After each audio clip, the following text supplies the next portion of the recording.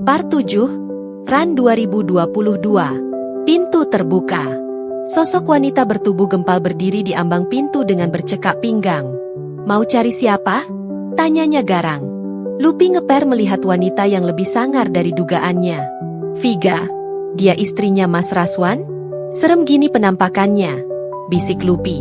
Dengan mata melotot, wanita bertubuh gempal itu menukik jari telunjuk ke hidung Lupi. Perempuan gatel, napa kalian bisik-bisik? Kamu pikir aku nggak denger?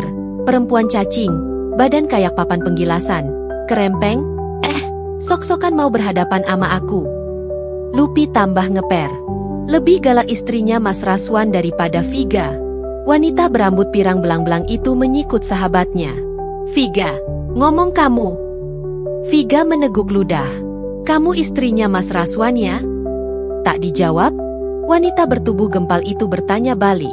Kamu siapa? Berani-beraninya datang kemari.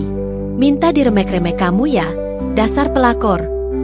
Reviga sebenarnya belum lihat jelas seperti apa wajah Nena. Saat dulu melihat, hanya sekilas, di handphone Raswan juga galerinya di private. Pokoknya, setelah Mas Raswan pulang Satgas, kamu harus cerai, lantang Viga. Wanita yang ternyata adalah Bu Rompis itu tambah mencak-mencak. Cerai? Cerai? Enak aja kamu nyuruh orang cerai seenaknya. Perempuan sundal. Pulang kamu, setan?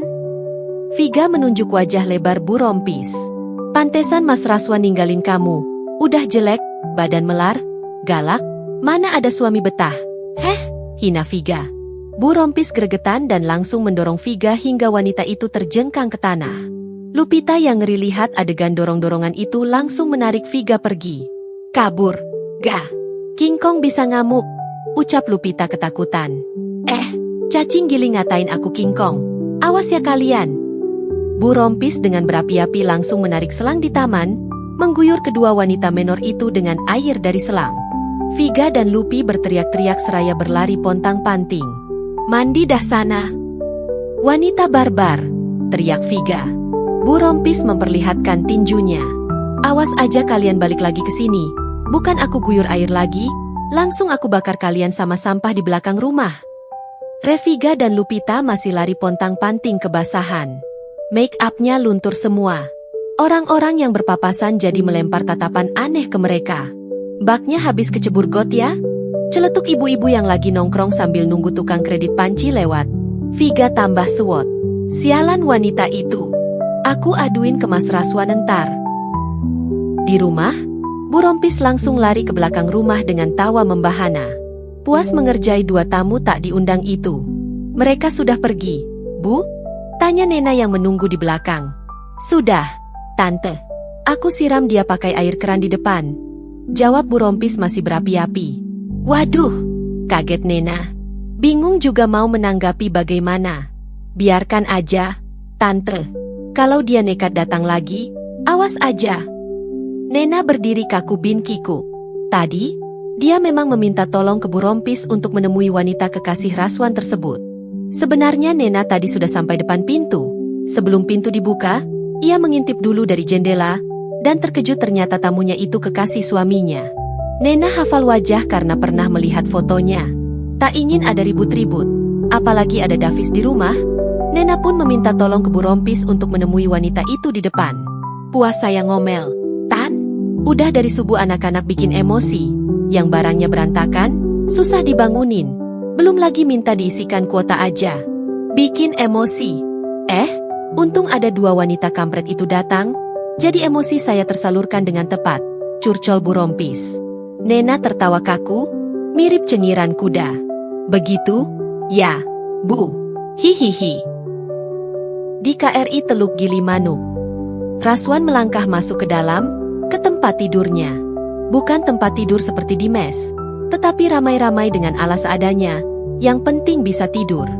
Di sampingnya, Kopda Gito sedang merapikan kembali barang bawaannya sebelum turun dari kapal lusa. Banyak amat barang bawaannya Pak Gito? Basa-basi Raswan seraya merebahkan kepala di atas tas ranselnya. Siap, Mas. Ini bawa oleh-oleh buat anak sama istri. Balas Gito dengan iringan senyum mengembang. Gak sabar mau bertemu keluarga di rumah. DG. Raswan seperti tersindir. Pak Rompis yang berada di sisi kiri Raswan ikut nyeletuk. Aku juga bawa oleh-oleh, tapi untuk istriku saja. Anak-anak sudah besar, sudah tidak minat diberi oleh-oleh, ujung-ujungnya pada minta kuota. Kopda Gito terkekeh. Anak zaman sekarang ya, Pak? Pak Rompis pangkatnya pun sersan, tetapi dari prajurit Tamtama yang kemudian sekolah Bintara. Maka dari itu, kalau masalah umur, Pak Rompis lebih tua jauh dari Raswan. Pak Rompis dan Gito menunjukkan oleh-oleh untuk istri mereka berupa pajangan hiasan rumah. Bagus, ini dipajang di ruang tamu, ucap Rompis memuji seleranya sendiri. Gito ikut menimpali. Bagus, Pak.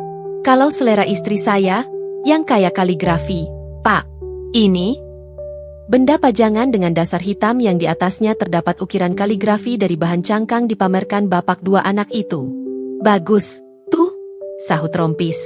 Ia lalu menoleh ke Raswan. Ras, kamu bawa oleh-oleh apa untuk anak istrimu? Kelihatannya barang bawaannya paling sedikit. Raswan menggeleng malas. Nggak bawa apa-apa, Bang. Malah saya bawa barang berat-berat. Payah, gimana sih? Padahal kan tadi adalah mainan dari kerajinan khas di sana yang bisa kamu bawa untuk anakmu. Ras, pasti senang banget itu si Davis. Imbuh Rompis lagi. Kan anakmu masih kecil. Belumlah dia ngerti kuota. Raswan tersenyum saja. Agak menyesal sebenarnya tidak sempat membawa oleh-oleh untuk Davis.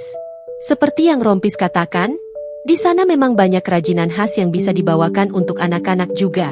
Walau aku dan Nena akan berpisah, tapi Davis tetap anakku. Ark, nyesal juga nggak bawa apa-apa untuknya, gumam Raswan.